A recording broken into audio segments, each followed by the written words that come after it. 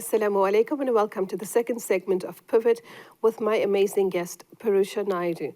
Parusha is an artist who is from Durban and is now working in Cape Town. She, together with African Artists Against Apartheid, is one of the very many young people who are lending their positive skills, their creative skills, their talents in a way that is showing and indicating signs of resistance. Resistance to apartheid, resistance to genocide, resistance to social injustice. And before we went onto the break, Parusha mentioned how it is that the space in which you are, the space which you claim, can sometimes be controlled by the state or the ideology and the perspectives of the state. And in Cape Town, it is very much a Zionist ideology. That particular ideology limits the actions of individuals to protest, to resist against injustices, but it gives the oppressor a free space, a free standing, a free opportunity. As we saw, that Zionist flag of Israel, the US-backed flag of Israel, was allowed to fly freely in Cape Town. Ukrainian flags were flown in Cape Town, but when it came to Palestine, there was a strong resistance. The Cape Town mayor and his entourage, the police force, were out in all the pomp and glory to paint over murals that were painted in particular spaces and on particular buildings in Cape Town.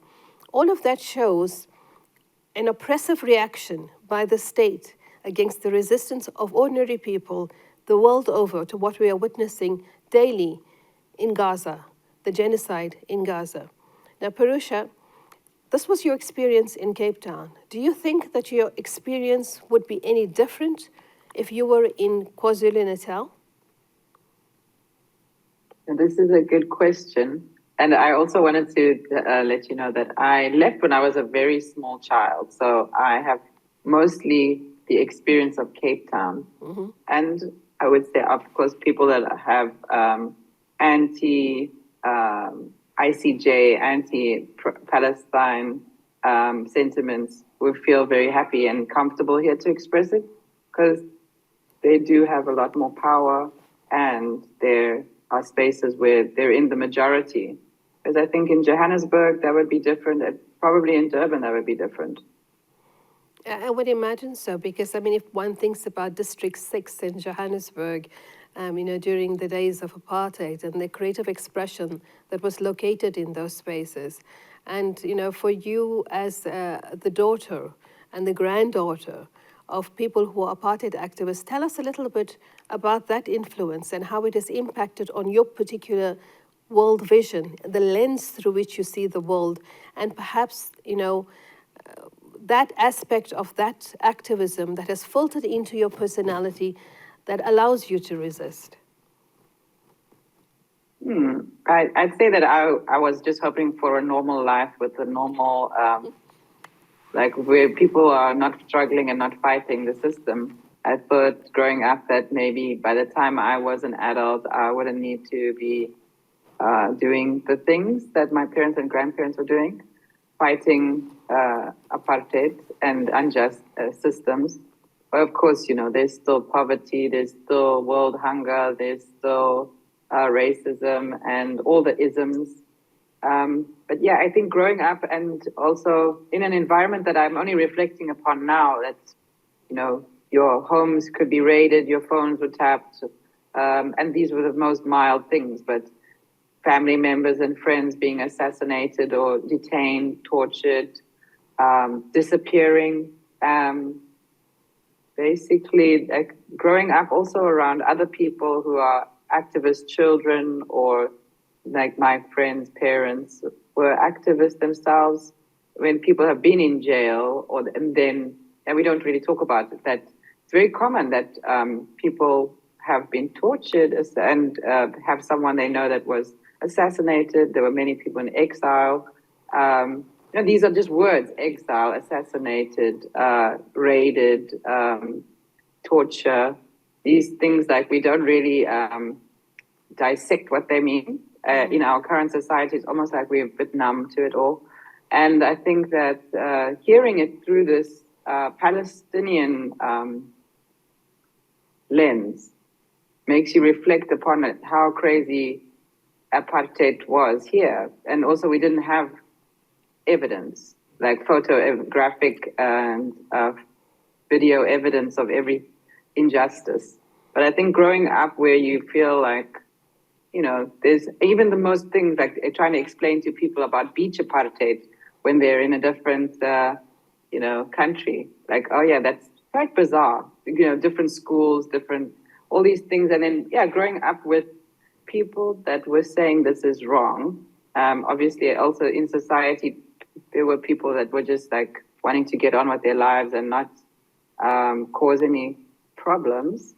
But I think in my home, I always grew up around debate. I always grew up around, this kind of fire, which I wanted to run away from sometimes. But now it's hard to run away from that, I guess. My grandfather wrote plays about making, I guess it were political satire plays. My one grandmother was making art, even using the most basic of materials like ballpoint pen on newspapers. She created these images of women that were fighting this apartheid system. And my mom and my dad were both in the trade unions.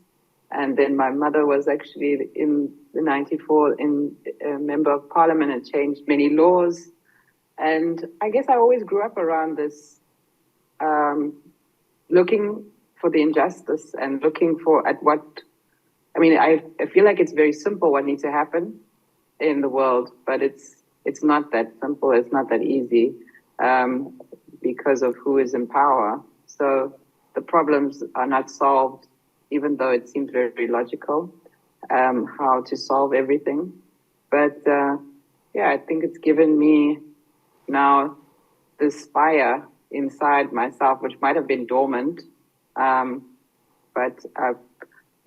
also, creating art in this time as a way of like, whether it's for Palestine right now, or any other genocide, or even just against the injustices of things that are normal, like our leisure spaces in South Africa, all the beautiful mountains, the ocean, the forest, like waterfalls. We have this immense and gorgeous landscape, but not many people of color access it on a regular basis in the same way that white people are able to access it, and they do access it. So these all, I guess, are things that influence me now.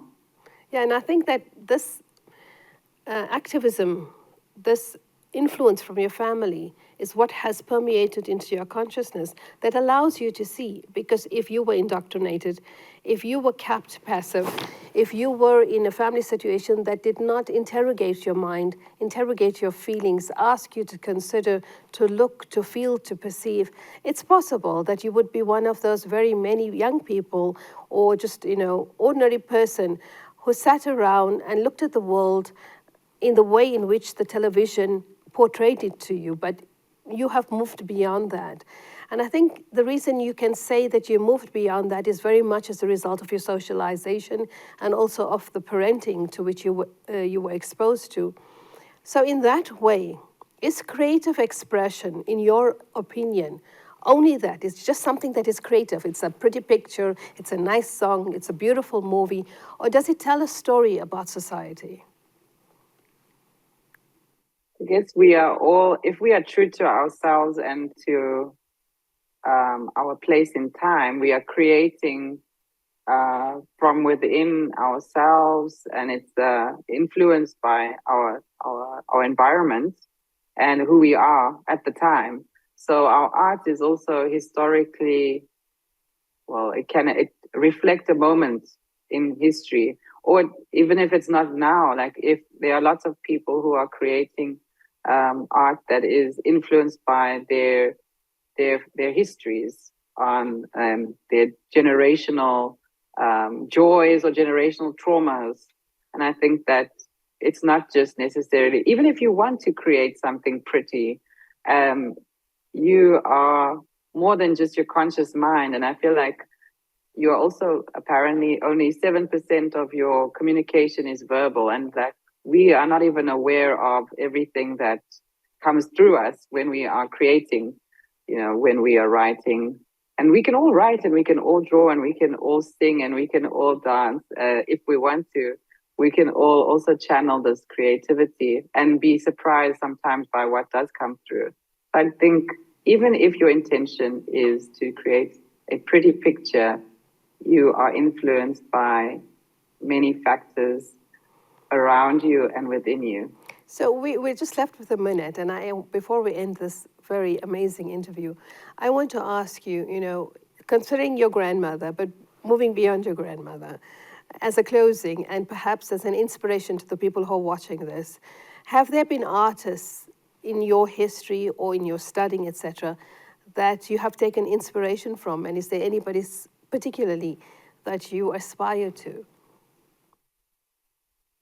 I guess we're mentioning my grandmother, Sana Naidoo is her name, and she does inspire me, and she also has influenced me now. She's turning 90 in March, and yeah, so she has been always creating every day, and I'm very inspired by that, to be always seeking joy, but also aware of the injustices around you.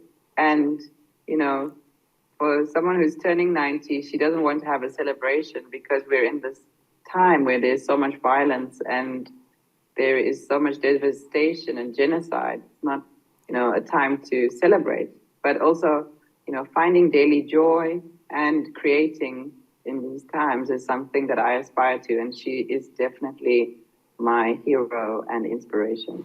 Thank you so much, Parusha, for being there. And please tell Grandma Naidoo that I said she is perhaps for me today the most poignant expression of ethical art and an ethical artist, just in the way in which she embodies her wisdom and her recognition that the pain is real. Why should I celebrate? Yet we celebrate her for her wisdom and for the way in which she has shared her insights with you to make you one of the forerunners of young people who are raising the flag, holding governments to account, and bringing forth ideas and expressions in which we can then challenge injustice in the world. And certainly there is much injustice and difficulty and challenges, as you rightly explained, for us to tackle going forward, because ultimately the world is yours. You are the ones who are going to inherit it, the future. So thank you once again, Parusha, for being here and for sharing your time with us. Thank you so much. And happy birthday to Grandma, okay? I will pass it on. Thank you. I'm sure she'll be happy to watch this. Wonderful. So till we meet again, fi amanillah, wassalamu alaikum wa rahmatullah.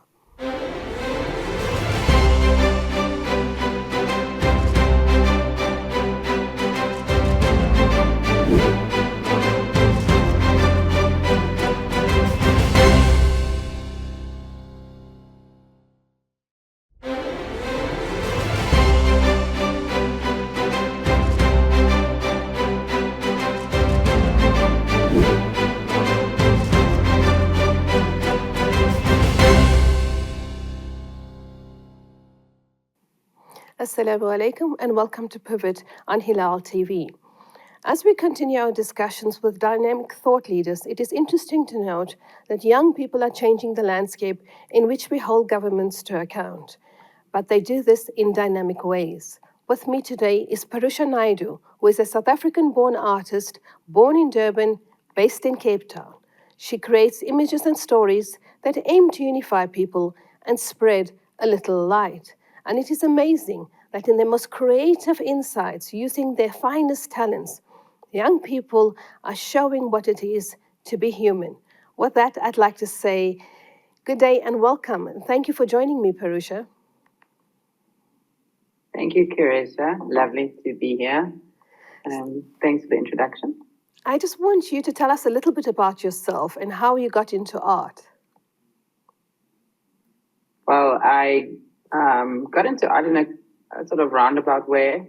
A friend of mine said recently, there's nothing new that happens. It was always there. So I was creative, as many people are as children, and then did many different things and got back into art and committed myself to artistic practice in the last 2 to 3 years.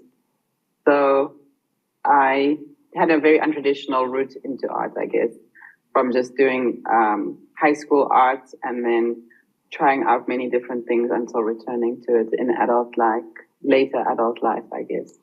And in the last 3 months, or more now, 4 months, I started creating protest posters, and that's, I guess, why I'm here too. So, I mean, initially when you decided to get into art, was there no protest from your family to say, how are you going to earn a living? Artists don't make money. Yes, that's why I didn't get into art. I didn't study art, and I also didn't really have a family that was, I guess, where there were any artists that had made money from art.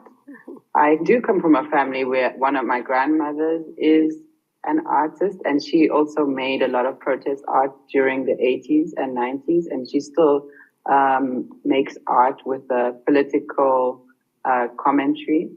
And with that context, she wasn't doing art in a way that was making money. And she's not a commercial artist. So I think I did have that resistance from a family that didn't understand that you can create a living through making, through art making and creativity. And although we are all creative and you need creativity, whether you work in business or you are in farming or whatever area you're in, to be honest, but just the actual art making itself as being a painter or a musician, it seems like a risky choice for many families and parents who are trying to guide their children in a sensible direction. Yeah, but I would say that, making art and using artistic expression to bring about social justice is a sensible choice. It's not a nonsensible choice. And certainly it guides us because what young people, what anybody who walks past something that is creative and visualizes it with their eyes, they kind of internalize it. And perhaps that's why the Gaza genocide has evoked so much of emotion, so much of responses, because for the first time, it is something that people are seeing right in front of their very own eyes, that is being shown to them in the little phones and tablets which they hold in their hands. And so you do this as well. You bring to life a commodity, an issue, an expression that sometimes maybe words can't tell the real story about. So, in this way, do you find or do you think that art is an ethical expression? Art is an ethical expression. I don't know if I understand the question 100%, but it's an expression of the times. And is there another way of saying an ethical expression? Sorry. Yeah, so in other words, do you find that it establishes, ethical standpoints where people recognize that this is correct, this is right, this is just, and this is how we should take ourselves forward simply by viewing a piece of art? It tells a story Yes. about justice. Yes, I do think it's an ethical expression. I think that many times, especially during the last few months, when people see art and they see a visual representation in support of Palestine, they feel safe to express their support for Palestine and against the genocide. And I think they are braver after seeing the artwork that is created around. And it also gives people a vehicle to express themselves. So if you create something that someone can post on social media, if you create a mural or a poster, I think it helps to give people the courage to continue supporting the cause. So yes. So then, in many ways, you said to me that you have a grandmother who uses art as resistance. And, that was possibly her way of speaking out against apartheid, against the circumstances in which we as South Africans found ourselves, the same circumstances and perhaps worse, in which the Palestinians find themselves. In many ways, therefore, what she did was an expression of her own self, her own identity. How is art and culture linked to one's identity, character, and politics? And do you find that art, your expressive identity, says something about who you are, about your character, and about your politics? It's a good question. I think that, well, in the historical context of South Africa, I am the descendant of indentured laborers, and I am the child and grandchild of anti-apartheid activists. I guess people that have always been fighting for a better life for themselves and others around them. So my art, although I grew up around a lot of activism, I was until recently also avoiding this idea of myself doing art or activism as a thing. But I think it's in your blood, especially in South Africa. If you're a South African, it's hard to avoid. As we can see now, everyone feels, and it's in our blood, really, to stand up for injustice. So I think that, our environment, our culture, me personally, I definitely don't think I could have escaped creating art with activism and feeling passionately about the genocide right now in Palestine, and also becoming more aware of all the things that I have not been actively fighting, like all the genocides, and even within our own country, to look at the homelessness that we pass by every day in Cape Town, to see the remnants, well, not really even remnants, still the spatial apartheid and all the injustice that is, still here from the days of apartheid, which are from the days of colonization, and we are unable to ignore it now. You raise a very important issue, and that is about spatial apartheid. And part of that is representing the space in which you are in terms of your identity and your resistance. Now, many of the artists and the group that you belong to, African artists against apartheid, recently did some wonderful work in Cape Town. Many others have been doing murals here in Johannesburg, and in KZN, raising issues about Palestine, about social justice issues. It is about reclaiming those spaces. Do you find that when you were called upon to do something like that, or do you know of people who were called upon to do something like that, there was a sense of perhaps resistance in the first place, then there was fear, and also then a desire to express yourself and to reclaim those spaces? Because in Cape Town, I know the police force came out in all their pomp and glory to show their power, state power, etc., to say that, you know what, you cannot do this. How did you feel about those moments? Well, I definitely felt like I was in the right place in South Africa, as opposed to being in another country in Europe. I have friends and family members who have told me, and you can see in the news, like how they are censoring and also oppressing people in Germany, in the UK, in France, in all these places that we thought were liberal and open-minded. So I feel like being invited to paint on a wall because I had made some posters that I'd shared on Instagram by someone who, the first thing I did was paint in Lansdowne, and with a group of other artists who were, most of them more experienced at mural painting. And I'm pretty new to painting on walls, but it's been, I don't know, I feel like there are lawyers, there are people that are doing a lot of research, and there's support here for other artists and to fight the system, because it is unjust, and we shouldn't be living in a society where people that are supporting apartheid and genocide feel free to express themselves and to have power here.